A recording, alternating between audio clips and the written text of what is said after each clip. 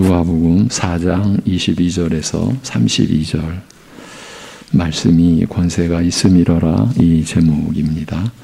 누가복음 4장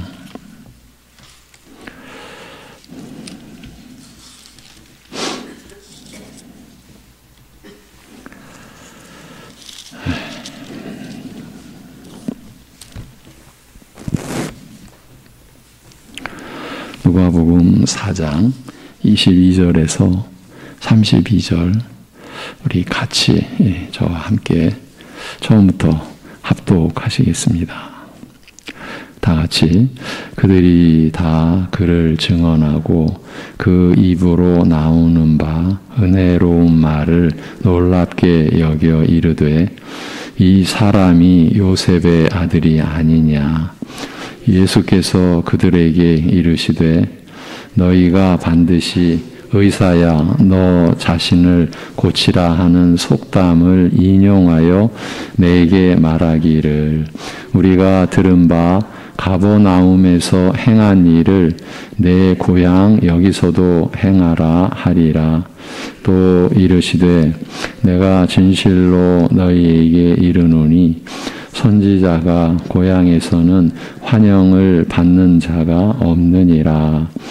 내가 참으로 너희에게 이르노니 엘리야 시대에 하늘이 3년 6개월간 닫히어 온 땅에 큰 흉년이 들었을 때에 이스라엘에 많은 과부가 있었으되 엘리야가 그중 한 사람에게도 보내심을 받지 않고 오직 시돈 땅에 있는 사렙다의 한 과부에게 뿐이었으며 또 선지자 엘리사 때에 이스라엘에 많은 나병 환자가 있었으되 그 중에 한 사람도 깨끗함을 얻지 못하고 오직 수리아 사람 나아만뿐이었느니라.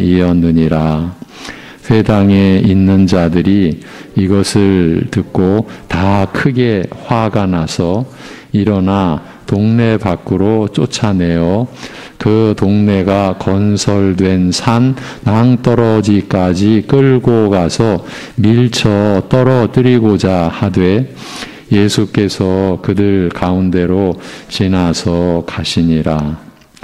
갈릴리의 가버나움 동네에 내려오사 안식일에 가르치심에 그들이 그 가르치심에 놀라니 이는 그 말씀이 권위가 있음이로라. 아멘.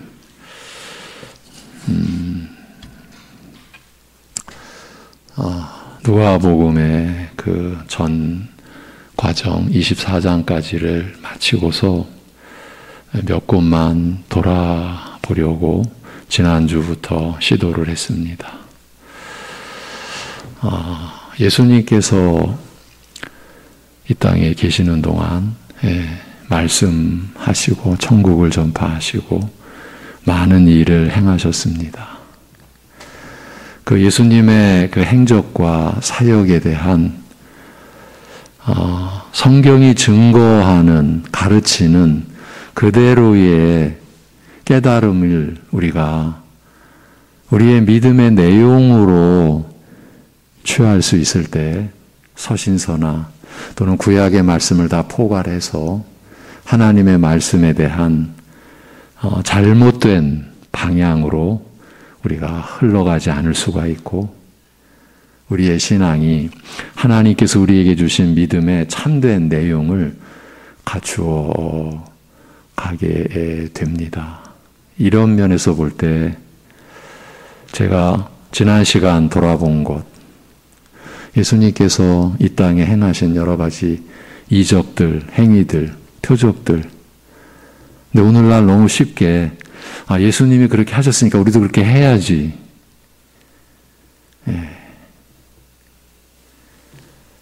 제가 이런 고민과 고뇌를 안고 있는 거는 목회자들 안에서조차도 이것이 믿음이 하나가 되지 않고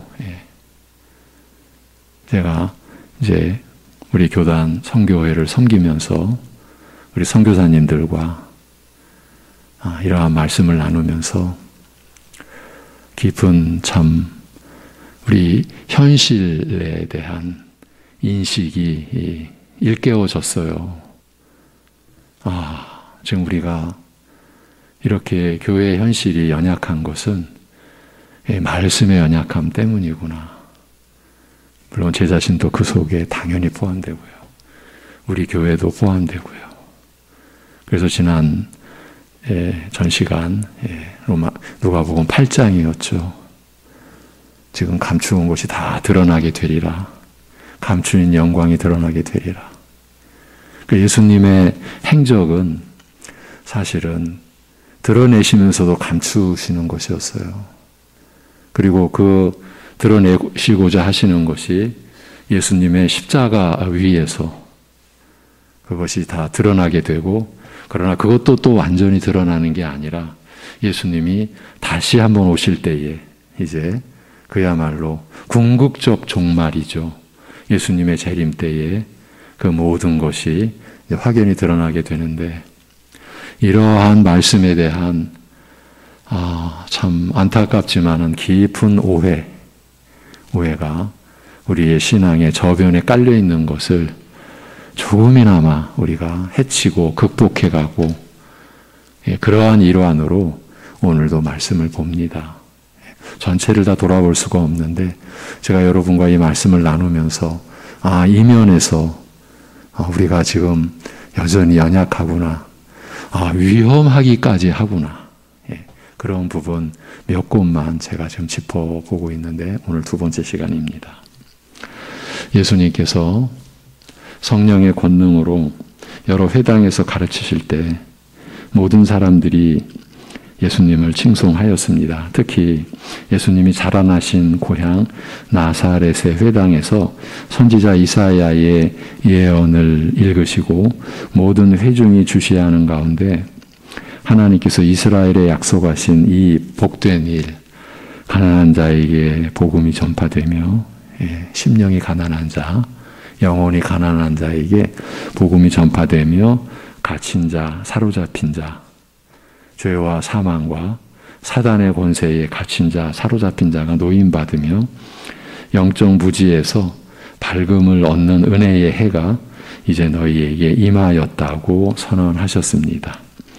그리고 주의 성령이 내게 임하셨으니라는 말씀으로 시작하심으로써 세례 받으실 때 성령께서 예수님 위에 임하신 이후 권능으로 행하시는 이 모든 일들이 바로 이사야 선지자를 통하여 이스라엘에게 약속하신 그 복된 일의 실현임을 밝히셨습니다. 비참한 영적 가난과 얽매임과 무지에서 자유하게 하시는 참된 해방의 날, 자유의 날, 하나님의 은혜의 해를 선언하시는 말씀을 듣고 모든 회중이 그에 대하여 증거하되, 한편으로는 그의 입에서 나오는 은혜의 말씀에 놀라 기히 이상하게 놀랍게 여기면서도 다른 한편으로는 이거 요셉의 아들이 아니냐, 그야말로 육적인 관점인 거죠. 이 요셉의 아들이 아니냐라고 말하면서 이런 대단한 일을 도저히 기대할 수 없는 인물로 여겼습니다. 어릴 때부터 자라는 것을 곁에서 직접 눈으로 지켜보아온 이들에게는 예수님께서 어느 날 갑자기 스스로 하나님의 아들 메시아시오 이스라엘을 구원하시리라고 선언하신 것을 받아들이기가 어려웠던 것은 어쩌면 당연한 일이었는지도 모릅니다. 저나 여러분이 그때 그 자리에 있었다 하더라도 그렇지 않았겠습니까? 이 요셉의 아들인데, 요한에게 세례 받으시고 성령의 권능으로 이스라엘 앞에 나타나시기 전에도 때때로 하나님의 아들 메시아이시라는 비범한 의식을 나타내 보이신 적이 없지는 않았으나 대체로 예수님은 고향에서 한 인간으로서 온전하게 사셨던 것으로 보입니다. 한 사람으로서 충실하게 사신 모습에 너무나 익숙해 있었던 것이 오히려 고향 사람들로 하여금 예수님의 참 신분, 그의 하나님 되심을 받아들이는 것에 장애가 되었다고 할 수 있습니다. 예수님이 보이신 모든 이적과 표적은 예수님의 참 신분, 예수님의 하나님 되심을 드러내는 것 아니었습니까? 그런데 그것을 받아들이는 것에 장애가 되었다고 할 수 있습니다. 너무나 한 인간으로 충실하게 살아오신 그 30여 년, 그러한 그 모습에 익숙해 있던 탓에 예수님의 이제 드디어 공생애로 이제 들어오셔서 자신의 참 신분을 나타내시는 그런 역사가 고향 사람들에게는 오히려 장애가 되고 말았던 거죠. 너무나 익숙하니까. 요셉의 아들 아니냐. 이 한마디가 주는 의미가 크죠. 더 근본적으로는 외부적인, 그러니까 육적 차원의 접촉과 그런 친밀함이 예수님의 참 신분을 아는 데에, 참으로 예수님을 아는 데에는 도움이 되지 않을 수도, 아무 의미가 없을 수도 있음을 가르쳐주는 신뢰라고 할 수 있습니다. 이제 우리에게 바로 들어옵니다. 이 부분 때문에 이 부분을 다시 보려고 한 거예요. 의례적인 예배 참석. 지금 고향 사람들과 예수님과의 관계, 우리 지금 신자, 초신자들보다는 오랜 신앙생활을 해온 우리들. 여러분, 저 이제 어릴 적에 이제 이렇게 모여서 공부 시작할 때, 죄송합니다. 이런 좀 너무 좀 유치하다고 또 해야 되나? 유치한 것 같지는 않은데 한번 느낌을 한번 전해드리려고 하는 겁니다. 이제 저희가 학생 때, 이제 신학생 때를 말하는 겁니다. 공부 시작하는데 이제 이게 참 이야기가 좀 그렇네. 가르치는 분이 이제 들어오셔가지고 이렇게 공부를 시작하는 그 기도를 하시는 모습이 지금 오랜 세월 지나지만 두 모습이 기억에 남습니다. 왠지 의례적인 기도 같은 게 느껴지는 교실이 있었고요. 그런데 저는 좀 이것저것 하다가 딴짓도 하다가 좀 늦게 우리 합신에 들어가지 않았습니까? 근데 어느 교실은 이게 과연 매주 아니면 또 한 주에도 그분을 2번 뵐 때도 있고 그런데 그 시간마다 그 기도하시는 그 모습이 마치 처음 그 만난 사람들이 하나님 앞에 같이 나아가듯이 기도하는 그러한 장면도 기억에 남아 있습니다. 이렇게 비교적으로 말씀드려도 죄송한데 우리 얘기를 하려고 그러는 겁니다. 수요 예배 가족 여러분 예배에 오셔서 하나님 아버지 앞에 예배를 드리고자 마음의 준비를 위하여 기도하실 때 우리 자신을 보자고요. 그냥 의례적으로 와서 과연 내가 그러고 있지는 않은가. 이거를 한번 짚어드리고 싶었어요. 저 자신도 포함해서. 맨날 보아왔던 예수님의 모습, 익숙한 모습, 전혀 새로울 것이 있을 수 없는, 그런데 예수님에게서 스스로 하나님의 아들 메시아이심을 선언하는 그런 상황 속에서 받아들일 수 없었던 그러한 지금 관계가 지금 이러한 신뢰로 우리에게 다가오는 거예요. 의례적인 예배 참석, 말씀과의 의례적인 접촉, 하나님께 예배 드리는 시간에 우리가 받는 하나님의 말씀이니까 그냥 의례적으로 우리가 늘 받는 거니까. 그리고 기도도 의례적인 기도.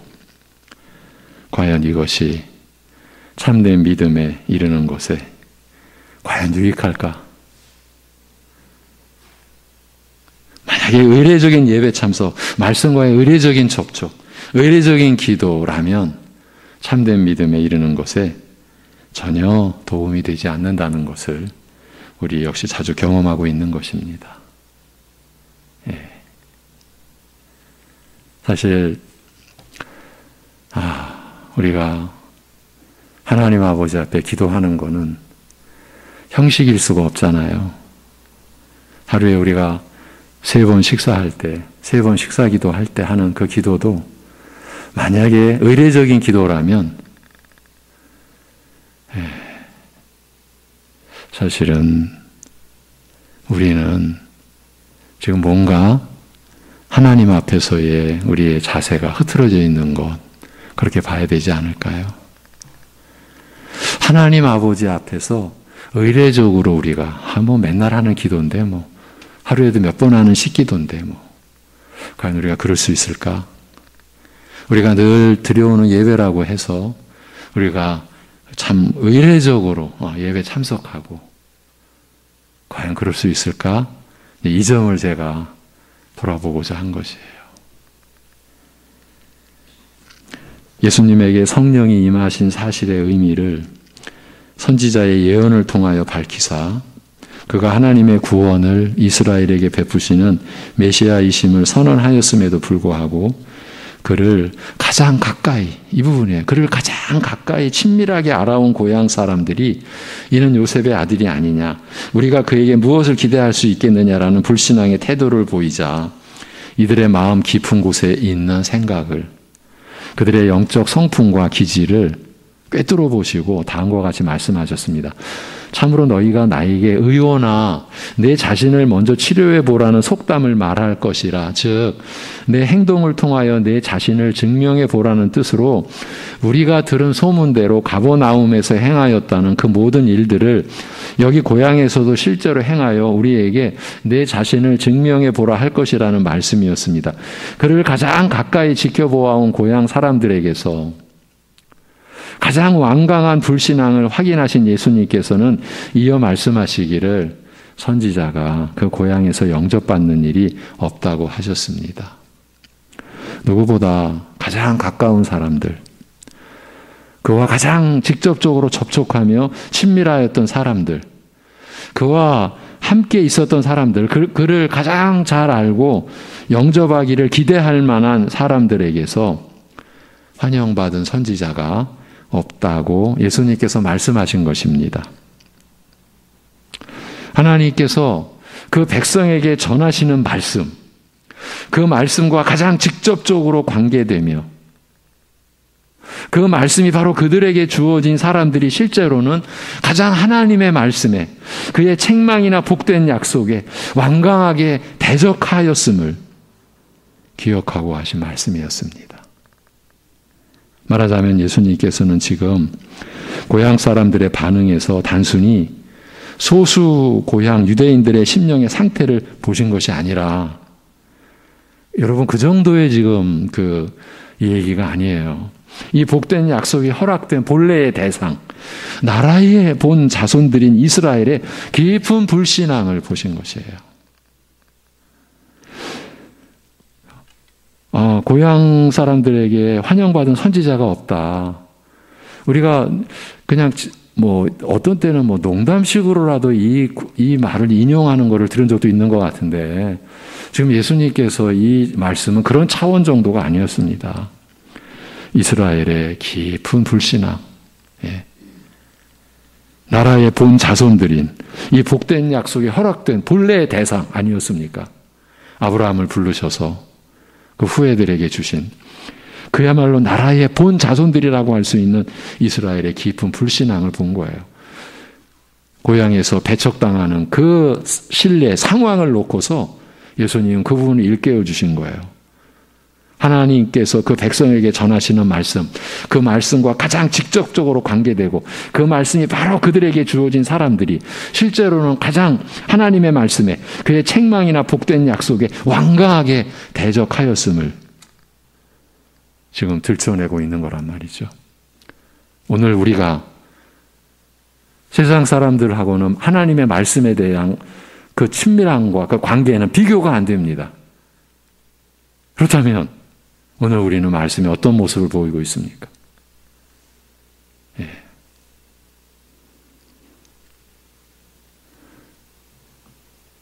저의 목회의 그 경험상에서도 한 가지 드러난 부분은 가장 많이 말씀에 참여한 분이 가장 말씀에 완강하게 대적하고 반대하는 것을 저는 경험해온 목회자 중에 한 사람입니다. 그 부분을 짚어보려고 한 거예요.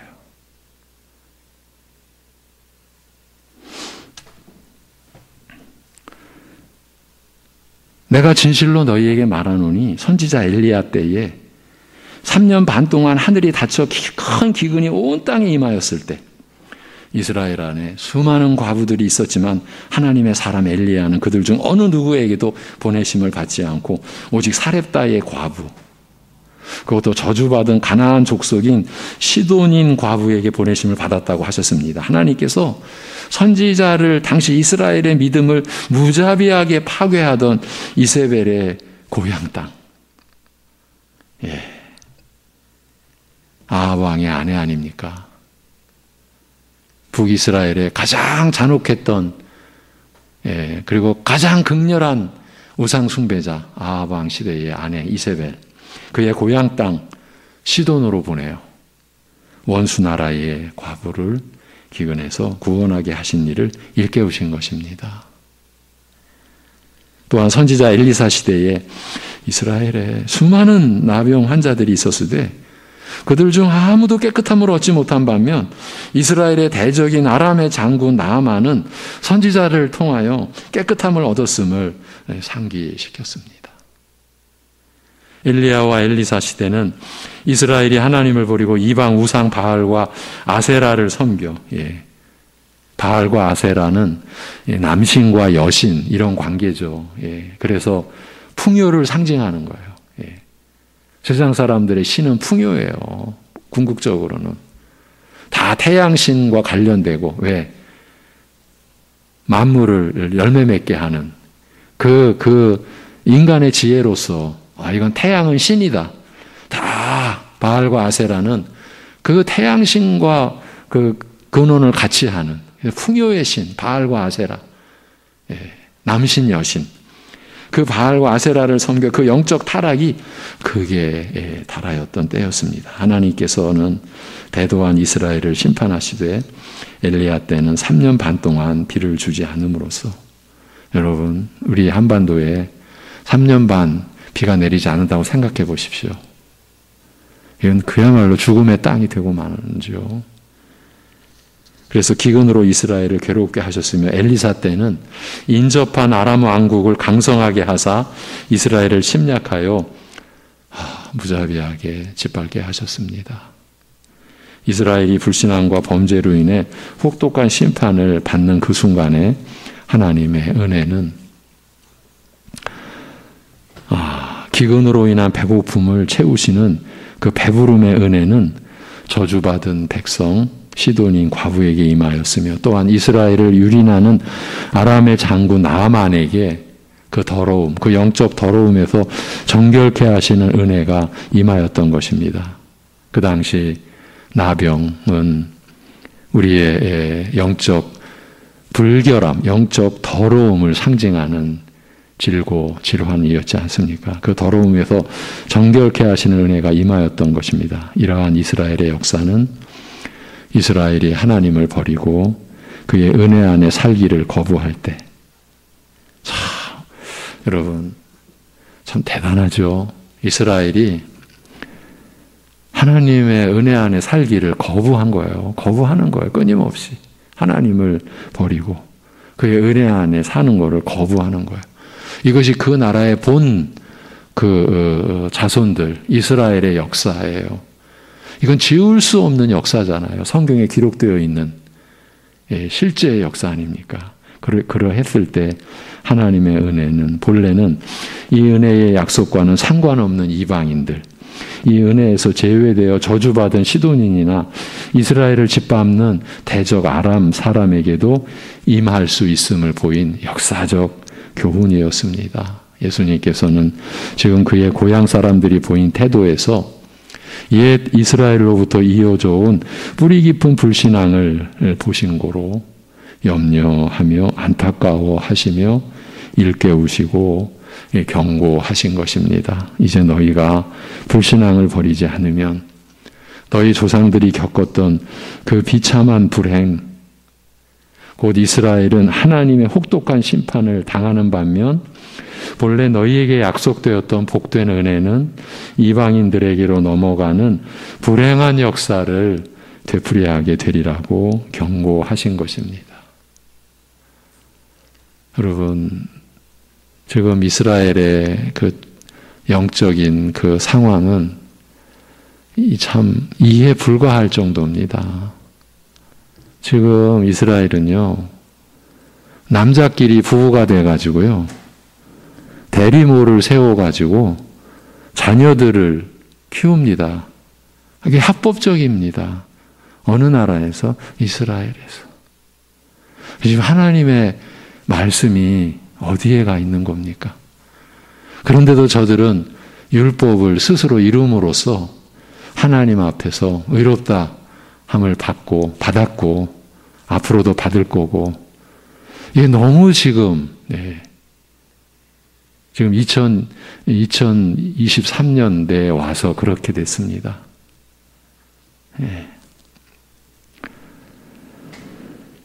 회당 안에 있던 이제 모든 사람들은 예수님의 이 말씀을 뜻을 알아듣고 분이 끌어올랐습니다. 이 참남한 사람은 이 참남하다, 하나님을 모독한다. 지금 이렇게 본 겁니다. 저 요셉의 아들, 저 예수 이러면서 이제 저 참남한 사람은 하나님께서 우리 조상 아브라함을 택하시고 그 후손인 우리를 그 나라의 백성으로 삼으신 것을 부정하는 자가 아니냐.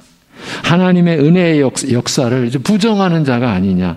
하나님께서 세우신 것을 무너뜨리는 자가 아니냐. 하나님께서 그 택하신 이스라엘에게 약속하신 은혜의 축복이 이스라엘의 대적이요 저주받은 자인 이방인에게 넘어간다니, 이런 참남한 자가 어디 있느냐.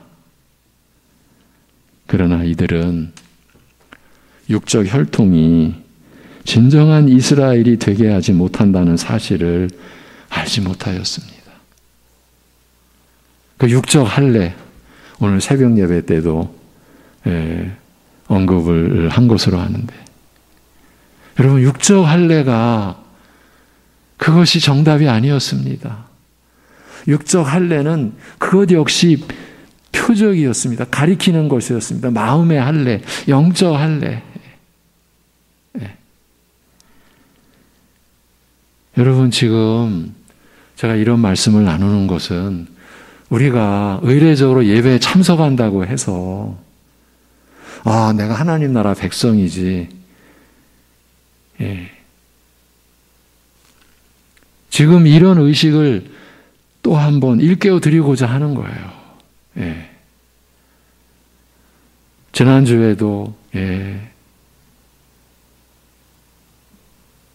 그 전주에도 계속 드려온 예배니까 예배당에 오면서 의례적으로 예배에 참석하고 의례적으로 기도에 참여하고 또 말씀을 받고 의례적으로 그냥 육신적으로만 끝나는 그 차원, 여러분, 그 결과를 우리가 어찌 감당하겠습니까?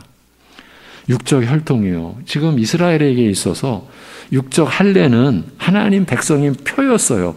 근데 그 표는 그야말로 외적인 것이었어요. 하나님께서 진정으로 주신 것은 너희들이 영적인 할례. 나중에 골로새서에 보면 그리스도의 할례라고 하지 않습니까? 그리스도께서 오실 메시아께서 베푸실 근본적인 영적 변화를 너희가 사모해야 된다. 그 마음의 할례를 받아야 된다. 그래서 옛사람은 너희들은 죽어야 되고 성령께서 근본적으로 변화시켜 주신 그 새 사람을 입어야 된다. 성령에 의한 내적인 변화, 근본적인 영적 변화 없이는 참으로 하나님께 속한 백성이 될 수 없음을 알지 못했어요.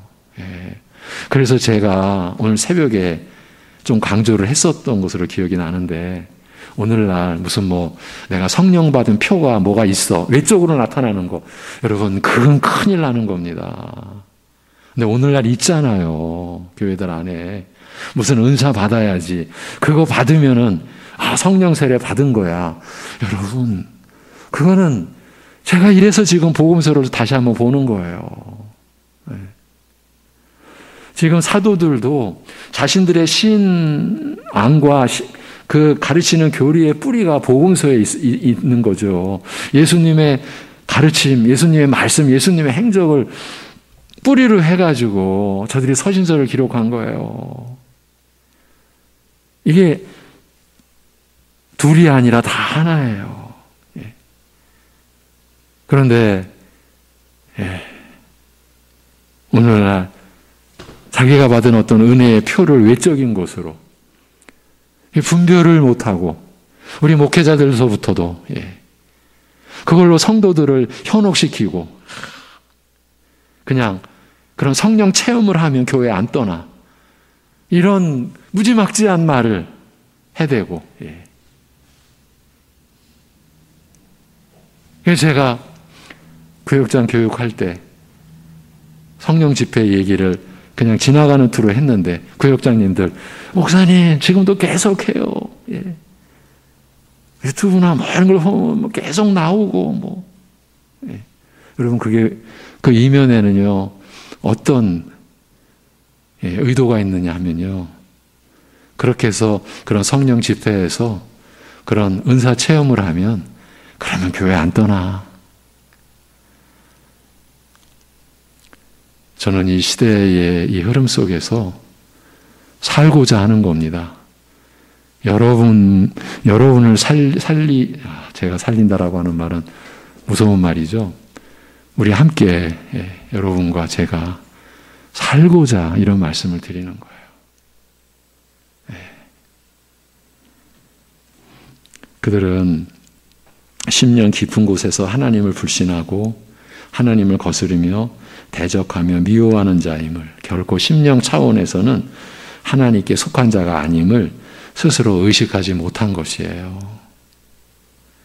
그들은 육적 이스라엘에 속한 것으로 즉 육적 혈통을 따라 아브라함의 후손이 되는 것으로 모든 것이 다 된 줄로 알았으므로 자신의 영적 실상을 그 뿌리 깊은 불신앙을 지적하는 예수님의 말씀을 용납하지 못하고 폭발한 것입니다. 오늘날 우리가 내 육적으로는 나 신자야. 내 육적 신자에 속한 것으로 내 신자라는 신분 그래서 나는 하나님 나라의 백성이고 하나님의 자녀가 되는 것으로 다 된 줄로 우리가 안다면 우리는 우리 자신의 영적 실상 그 뿌리 깊은 불신앙 이것을 지적하고 우리를 살리시려는 하나님의 말씀 예수님의 말씀을 우리는 용납 못하는 거예요.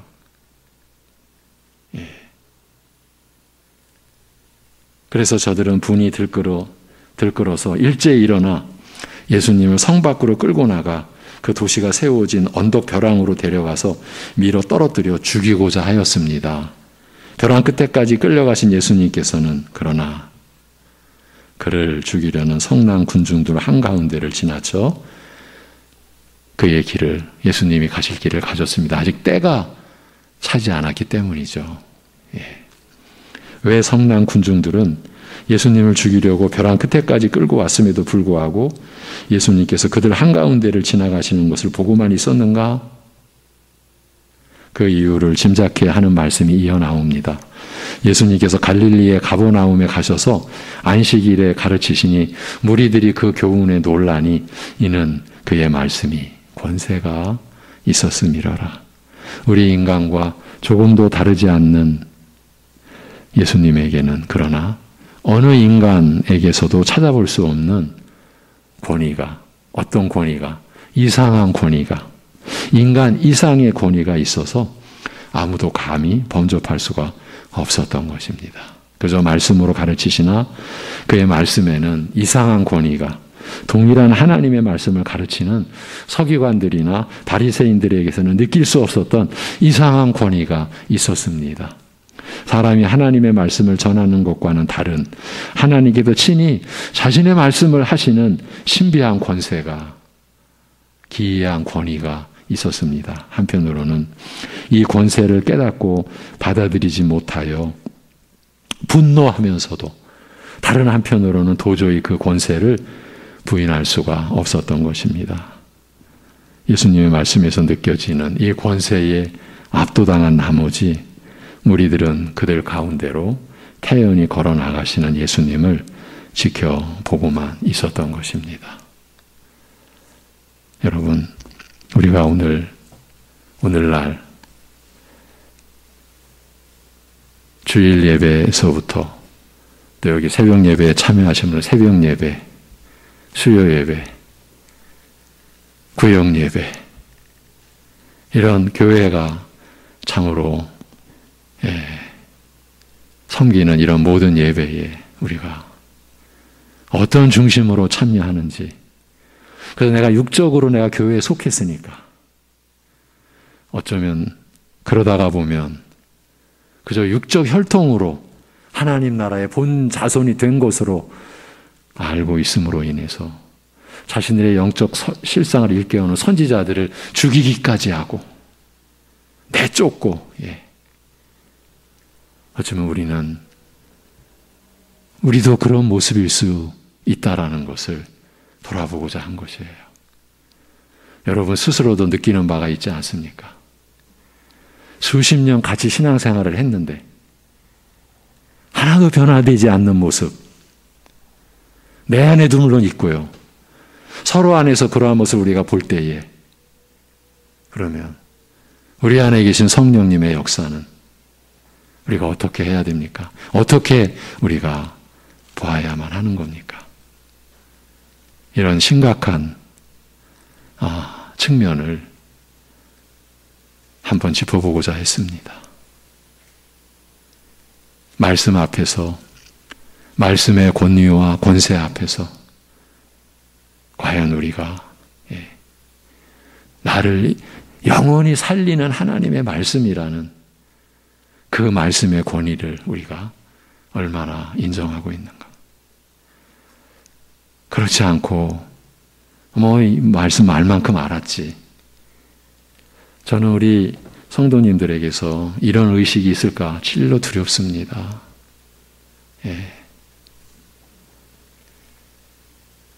하나님 말씀 앞에서 우리는 처음부터 끝까지, 더 신앙의 연륜이 깊어갈수록 더 말씀을 사랑하고 말씀 앞에 엎드리고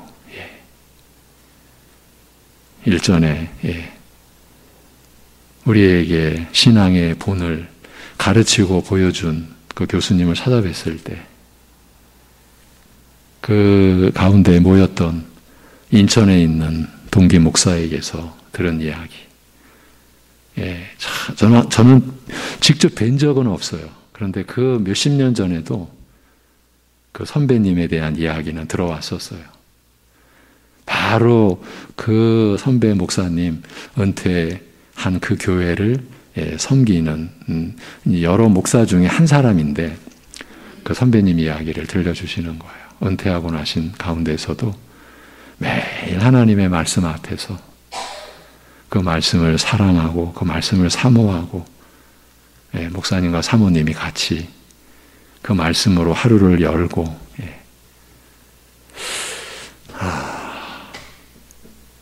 저는 우리 성도님들이 그런 마음의 중심, 말씀에 대한 중심을 갖는 게 목회자로서의 소원 중에 하나고요. 제 자신도 물론 그렇고요. 우리가 난 그 교회에 속한 사람이지, 이런 의례적인 예배의 말씀에, 찬송에, 기도에 우리가 접촉하는 그것이 오히려 참된 신앙을 우리가 갖지 못하게 하는 그런 요인일 수도 있다라는 것이 이스라엘의 역사 속에서 드러난 교훈이고 경고의 메시지라는 것을 오늘 여러분과 한번 돌이켜보고 싶었습니다.